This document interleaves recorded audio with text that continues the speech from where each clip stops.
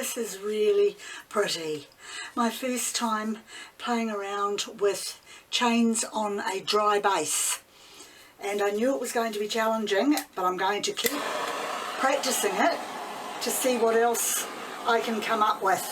So this is just my first attempt. It's a basic one, but I definitely used the right colours to get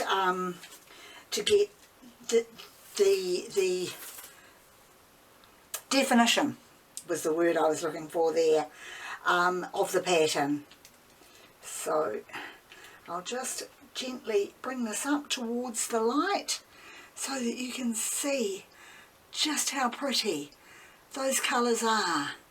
And okay, the pattern's not wonderful, but because of the colours, I'm really happy with that. And I did it on a canvas which I had used some leftover drippings on. I had just dolloped them down onto the canvas and allowed it to dry. And although it was pretty with the black and the gold, it was far too bland for me, so now it is not bland at all. That is just gorgeous. Oh, I'm looking forward to doing another one of those. The more I practice it, the better I'll get. And that's it for me for this video. Once again, thank you very much for joining me, and I'll see you next time.